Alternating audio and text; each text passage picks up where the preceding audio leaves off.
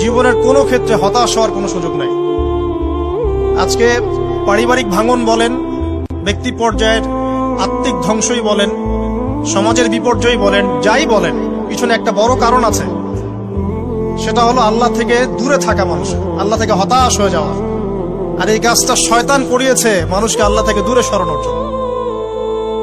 কিন্তু আল্লাহ রাব্বুল আলামিনের কাছে কেউ যদি যেতে চায়, মন থেকে যদি আল্লাহকে একটা বারও ডাকে, আল্লাহ পাক এক ডাকের মাধ্যমেও তার গুনাহ মাফ করতে পারে।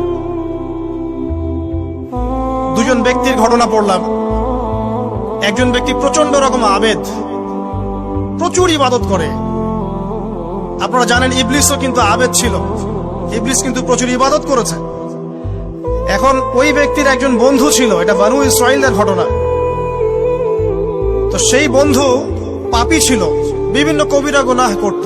আর এই আবেদ ব্যক্তি বারবার তাকে নসিহত করত, গুনাহ ছেড়ে দাও, তুমি পাপ করছো, গুনাহ ছেড়ে দাও। তখন সেই ব্যক্তি যে পাপ করছে সে বলতো যে আল্লাহ কি তোমাকে আমার রক্ষক বানিয়েছেন? আল্লাহ কি তোমাকে আমার উপর দারোগা বানিয়েছেন? আমাকে আল্লাহর হাতে ছেড়ে দাও, আমাকে নসিহত করতে শোনা। একদিন এই আবেদ ব্যক্তি তার বন্ধুকে একটা জঘন্য পাপ করতে দেখলো, এমন একটা পাপ যেটা দেখে তার মনে ধারণা আসলো এটা চরম জঘন্য একটা কাজ। তখন সে মুখ ফসকে বলে ফেললো যে আল্লাহ তোকে আর মাফ করবে না, আল্লাহ তোকে জান্নাত দিবে না।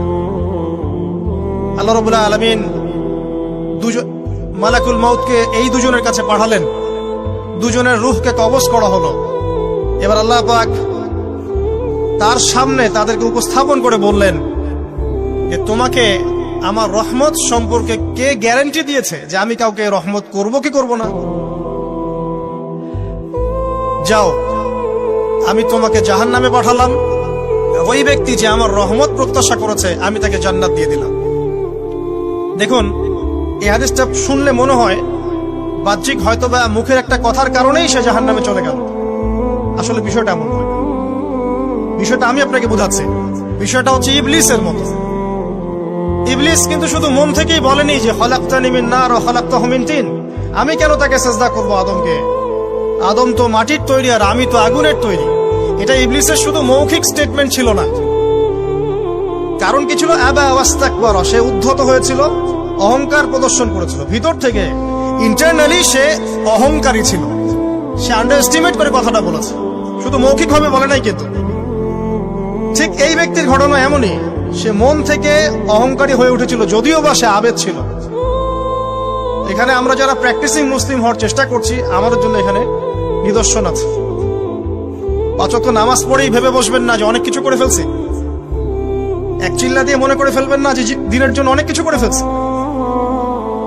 একটা হজ করেছেন, ওমরা করেছেন, সিয়াম রেখেছেন, দিনের জন্য দান সদকা করেছেন, একটা মাদ্রাসা মসজিদ করেছেন, ভেবে বসবেন না আপনি সব অনেক কিছু করে ফেলেছেন এবং অন্যরা সব ককরোচ তেলাপোকা, ওরা জাহান্নামে যাবে, এমনটা মনে করবেন। জানি না আমরা যে কার আমলের কতটুকু আল্লাহর কাছে কবুল হচ্ছে। তো এখানে এই ব্যক্তির সমস্যা ছিল এই, সে নিজের আমলটাকে অনেক ভারী মনে করছিল এবং সে স্টেটমেন্ট দিয়ে ফেললো যে তোকে আল্লাহ পাক মাফ করবে না। এই একটা কথা মন থেকে বলার কারণে তার ইহকাল পরকাল দুটা বরবাদ হয়ে গেল, সে জাহান্নামে চলে গেল। ঠিক আরেক ব্যক্তির ঘটনা আছে এমন, এগুলো সবগুলো রেফারেন্স আছে। এক ব্যক্তি প্রচুর ইবাদত করত, আল্লাহ পাক তার ইবাদত করার জন্য পাহাড়ের চূড়ায় একটা সুন্দর ব্যবস্থাও করে দিয়েছিলেন। সেখানে ডালিম গাছ হতো, ঝর্ণা আসতো, খাবারের কোনো অভাব নাই। হাদিস এসেছে 500 বছর সে ইবাদত করেছে। কত বছর? কিয়ামতের মাঠে এই ব্যক্তির অবস্থা এমন হবে, তাকে জান্নাতে প্রবেশ করানোর জন্য নিয়ে যেতে বলা হবে যাও আমার রহমতে জান্নাতে চলে যাও। আল্লাহ পাক তাকে কথাটা বলবেন, কিন্তু এই ব্যক্তি বলবে আমার আমলের কারণে আল্লাহ পাক বলবেন আমার রহমতে জান্নাতে চলে যাও। ব্যক্তি বলবে আমার আমলের কারণে। আল্লাহ রাব্বুল আলামিন তখন তাকে দেওয়া সমস্ত নেয়ামত গুলোকে এক পাল্লায় করবেন আর তার সমস্ত আমলকে আরেক পাল্লায় করবেন। তারপর দেখা যাবে আল্লাহর সমস্ত নিয়ামত তার একটা চোখের সমান হয় নাই। কথা কি বুঝতে পারছেন? একটা চোখের যে নিয়ামত আল্লাহ পাকের, সমস্ত আমল ও 500 বছরের ইবাদত এতটুকু হয়নি। তার তারপর তাকে বলা হবে ওকে জাহান্নামে নিয়ে যাও।